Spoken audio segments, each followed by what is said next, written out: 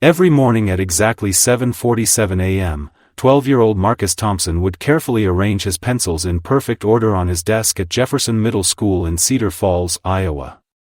Red pencil first, then blue, then yellow, then green. Always in that order. Always with exactly 2 inches between each pencil. For Marcus, who had autism, this routine wasn't just a habit, it was his anchor in a world that often felt too loud, too bright, and too unpredictable. What Marcus didn't know that particular Tuesday morning in November was that his simple ritual would soon become the catalyst for something extraordinary. Something that would change not just his life, but the lives of everyone around him in ways nobody could have imagined.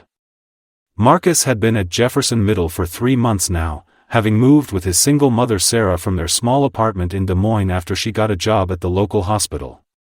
Sarah worked double shifts as a nurse just to make ends meet, often leaving Marcus to navigate the complex social world of middle school on his own. She worried about him constantly, especially after the phone calls from his previous schools about the bullying incidents. Marcus was different, and kids his age weren't always kind about differences. He didn't make eye contact easily. He had specific routines he needed to follow. He knew every detail about trains, their schedules, their engines, their history, but struggled to understand why other kids laughed when he shared these fascinating facts. His backpack was covered in train stickers, and he carried a small model locomotive in his pocket that belonged to his late grandfather, the only person who had ever truly understood his passion. That morning, as Marcus arranged his pencils with the same careful precision he'd shown every day since starting at Jefferson, 3 boys from his 7th grade class watched from across the room. Tyler Brooks, the unofficial leader of their group, had been making Marcus's life difficult since the first week of school. Tyler was 13 but looked older, with perfectly styled hair and expensive sneakers that his parents bought him to maintain his social status.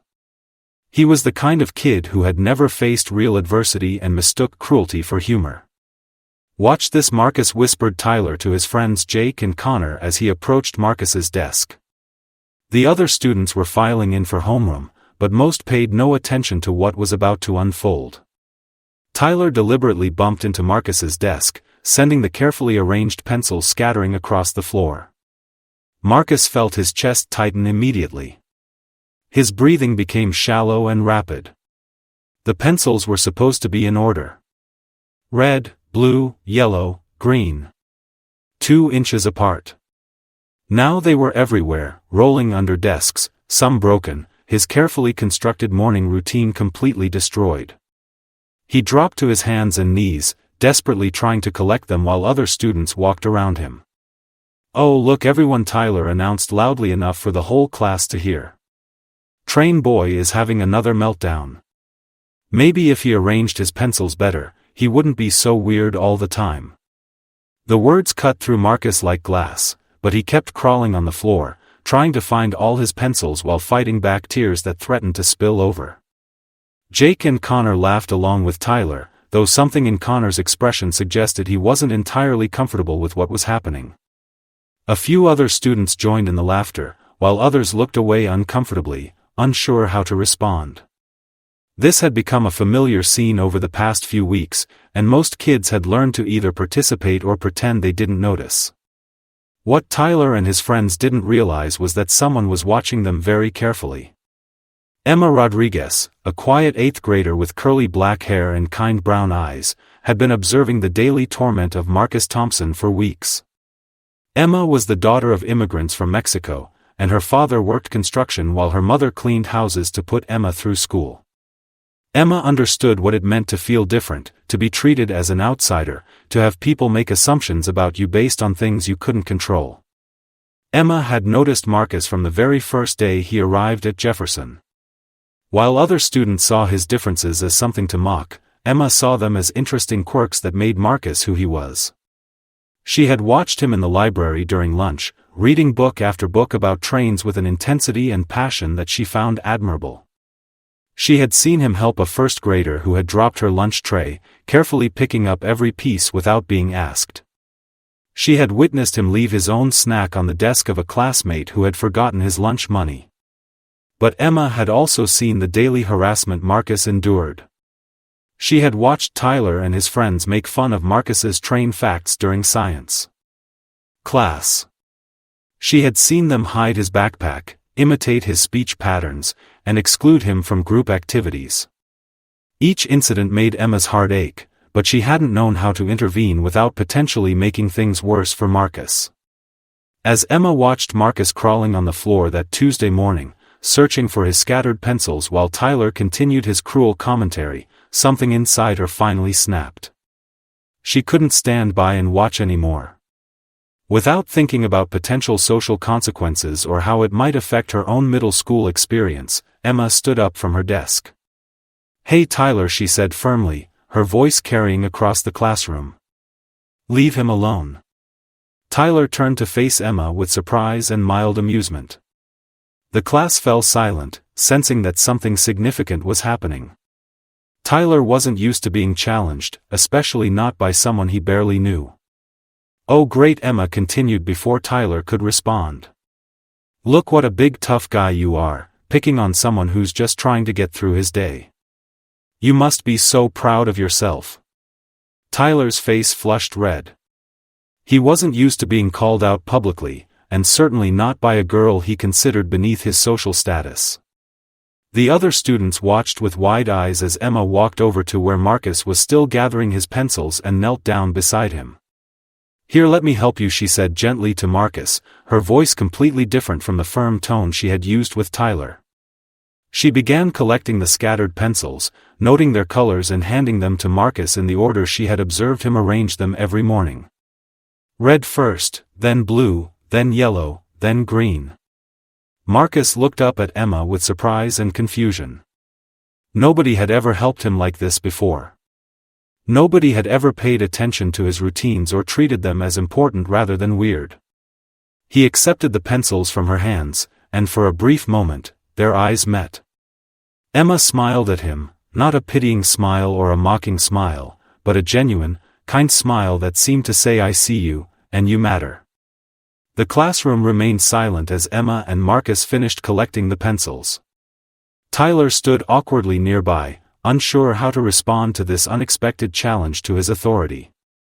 His friends Jake and Connor shuffled uncomfortably, the humor having completely drained from the situation.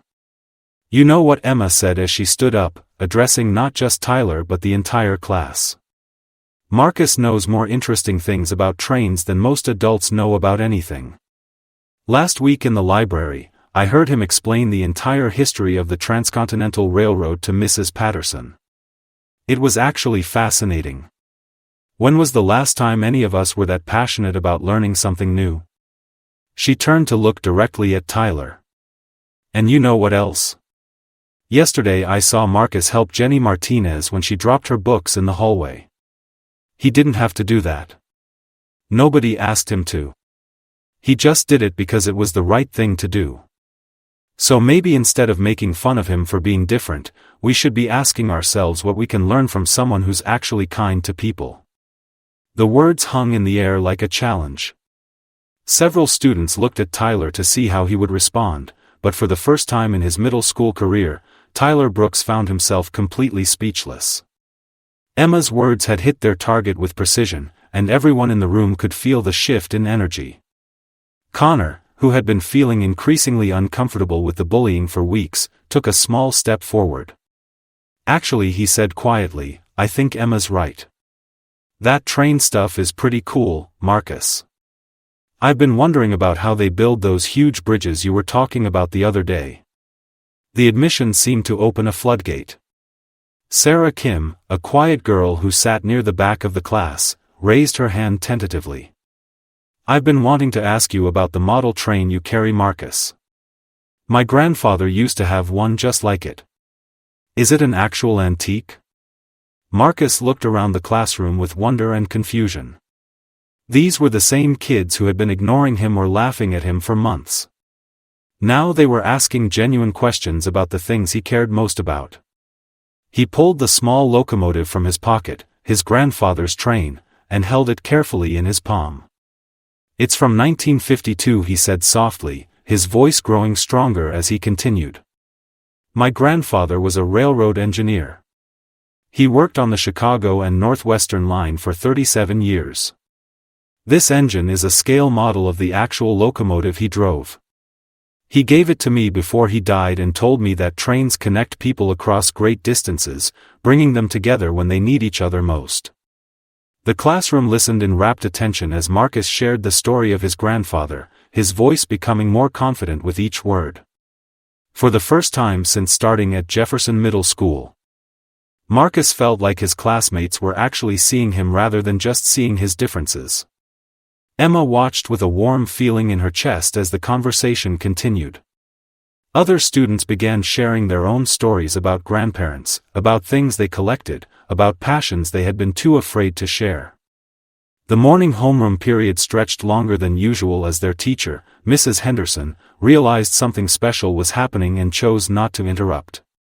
Over the following days, something remarkable began to unfold at Jefferson Middle School. Marcus found himself surrounded by classmates who wanted to hear more train facts. Connor started eating lunch with Marcus and Emma, fascinated by Marcus's encyclopedic knowledge of locomotive engineering. Sarah Kim brought her grandfather's old train magazines to share with Marcus, and they spent hours looking through the vintage photographs together. But the changes went far deeper than just Marcus's social circle. Emma's act of courage had created ripples throughout the school. Other students began standing up for classmates who were being bullied. Teachers noticed an improvement in classroom dynamics. The cafeteria staff reported fewer incidents of food being thrown or students eating alone. Tyler Brooks initially retreated into sullen silence, angry at being publicly challenged and unsure how to regain his social footing. But over the course of several weeks, something unexpected began to happen. Watching Marcus interact with genuine enthusiasm and kindness toward everyone around him, Tyler started to see what Emma had been talking about. Marcus never held grudges about the bullying. When Tyler dropped his textbook in math class, Marcus helped him pick up the scattered papers without hesitation or resentment. The turning point came 3 weeks later during the school's annual talent show. Emma had convinced Marcus to share his train knowledge as an educational presentation, complete with his grandfather's locomotive and a display of historical photographs. Marcus was terrified of speaking in front of the entire school, but Emma promised to stand beside him the whole time. As Marcus began his presentation, his initial nervousness was evident in his shaking voice and fidgeting hands. But as he started talking about the building of the Transcontinental Railroad, about the immigrants from China and Ireland who worked together to connect a nation, about the engineering marvels that allowed massive locomotives to cross mountain ranges and desert valleys, his passion took over. The auditorium fell completely silent as Marcus spoke. His knowledge was vast and his storytelling surprisingly captivating. He explained how the railroad united families separated by thousands of miles, how it allowed food to reach hungry cities and enabled commerce to flourish across the continent. He spoke about his grandfather's pride in being part of something larger than himself, about the responsibility of safely transporting people to their destinations. When Marcus finished his presentation, something unprecedented happened at Jefferson Middle School. The entire auditorium erupted in spontaneous applause. Students who had never paid attention to Marcus before were cheering enthusiastically. Teachers wiped tears from their eyes. Parents in the audience looked at each other with amazement. But the most surprising moment came when Tyler Brooks stood up from his seat in the middle of the auditorium and began clapping loudly.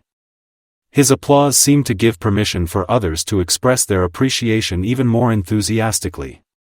The standing ovation continued for several minutes while Marcus stood on the stage, clutching his grandfather's locomotive and trying to process the overwhelming positive response.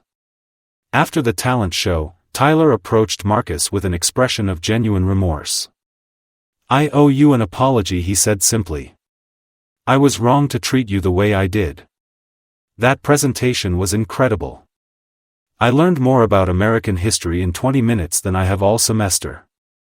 Marcus looked at Tyler with his characteristic directness. "Why were you mean to me?" he asked without anger, simply seeking to understand. Tyler thought carefully before answering. "I guess I was scared of things I didn't understand." And I thought being mean made me look cool or powerful. But watching you up there tonight, seeing how passionate you are about learning and sharing knowledge, I realized you're actually braver than I am. You're yourself even when it's hard. I've been pretending to be someone I'm not because I was afraid people wouldn't like the real me." The conversation between Tyler and Marcus lasted for over an hour that evening, with Emma joining them as they sat on the school steps after the talent show. They talked about differences, about fear, about the courage it takes to be authentic in a world that often rewards conformity. Tyler shared his own struggles with the pressure to maintain his social status, while Marcus talked about the loneliness of feeling misunderstood. By the end of their conversation, an unlikely friendship had been born. Tyler began joining Marcus and Emma for lunch, fascinated not just by Marcus's trained knowledge but by his unique perspective on life. Marcus's direct way of seeing the world helped Tyler understand himself better, while Tyler's social confidence helped Marcus navigate some of the more complex aspects of middle school relationships. The transformation at Jefferson Middle School became even more remarkable as word spread throughout the community. Marcus's mother Sarah cried tears of joy when he told her about his new friends and the success of his talent show presentation. For the first time since his father had died when Marcus was 7, Sarah saw her son truly happy at school. The local newspaper wrote a feature story about the changes at Jefferson Middle School, focusing on how one act of kindness had created a chain reaction of positive change. The article highlighted Emma's courage in standing up for Marcus, Marcus's resilience and passion for learning, and Tyler's transformation from bully to advocate. But perhaps the most significant change was the one that couldn't be measured in newspaper articles or school reports. Marcus Thompson, who had spent most of his 12 years feeling like an outsider, finally understood that being different wasn't something to hide or apologize for. His autism wasn't a burden to be overcome but a part of who he was that allowed him to see the world in unique and valuable ways. Emma Rodriguez learned that standing up for others not only helped them but created connections and friendships she had never expected. Her willingness to speak up had not only changed Marcus's life but had also connected her with a group of friends who valued kindness and authenticity over social status. Tyler Brooks discovered that real strength came not from putting others down but from building them up. He learned that leadership meant using his influence to create positive change rather than maintaining power through intimidation or exclusion. As the school year progressed, the changes at Jefferson Middle School became permanent fixtures of the school culture. Students created a buddy system to ensure no one ate lunch alone. The library started hosting special interest presentations where students could share their passions, from Marcus's train talks to presentations on everything from astronomy to cooking to comic book art. The pencil incident that had started everything became a symbol of transformation at the school. Marcus still arranged his pencils every morning, red, blue, yellow, green, 2 inches apart, but now he did it surrounded by friends who understood that his routines weren't weird quirks to be mocked but important practices that helped him feel secure and ready to learn. On the last day of 7th grade, as students cleaned out their lockers and said goodbye for the summer, Marcus stood in the hallway surrounded by more friends than he had ever imagined possible. Emma handed him a wrapped gift, a vintage railroad engineer's cap that she had found at an antique shop, along with a note that read, "For someone who showed us all that being different is actually being extraordinary." Tyler approached with his own gift, a leather-bound journal with a train embossed on the cover. "I thought you might want to write down all those amazing train stories," he said. "Maybe someday you could publish them and teach people about railroad history." Marcus looked around at his friends, at the school that had once felt like such a hostile place, and at the journal and cap that represented their acceptance and appreciation of who he was. For a moment, he was overwhelmed by the kindness that had grown from such a painful beginning. "Thank you," he said simply, but his words carried the weight of everything that had changed over the past months. "Thank you for seeing me." As summer break began and students headed home with their families, the story of what happened at Jefferson Middle School continued to spread throughout Cedar Falls. Parents talked about the remarkable changes in their children's attitudes toward differences and inclusion. Teachers from other schools visited to learn about the positive culture that had developed. But more importantly, 3 kids who had started the school year as strangers, Emma, Marcus, and Tyler, had formed a friendship that would last far beyond middle school. They had learned that kindness wasn't just a nice gesture but a powerful force that could transform hearts, minds, and entire communities. The story of Marcus Thompson and the pencils that scattered across a classroom floor that Tuesday morning in November became a reminder that every act of cruelty creates an opportunity for courage, and every moment of darkness makes the light shine even brighter when someone chooses to turn it on.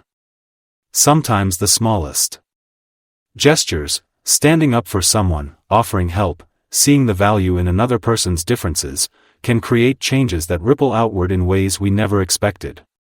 Marcus's arranged pencils, Emma's brave words, and Tyler's eventual transformation prove that middle school doesn't have to be a place where differences are feared and kindness is rare. Their story reminds us that faith in humanity isn't restored by grand gestures or perfect people, but by ordinary individuals who choose compassion over cruelty, understanding over judgment, and connection over isolation. In a world that often feels divided and harsh, the students of Jefferson Middle School prove that kindness really is contagious, and that every person, no matter how different they might seem, has something valuable to contribute to our shared human experience. If this story touched your heart, please like this video and subscribe to Pure Kindness Stories for more inspiring tales of human compassion. Share Marcus, Emma, and Tyler's story with others who might need a reminder that kindness can change everything. Because in a world where we can choose to be anything, the most powerful choice we can make is to be kind. Remember, the next time you see someone who seems different, who doesn't fit in, who arranges their pencils in a specific order or knows everything about trains or collects vintage stamps or speaks with a stutter or walks with a limp, you have a choice. You can be the person who makes their day harder, or you can be the person who makes their world brighter. The choice is yours, and that choice matters more than you might ever realize.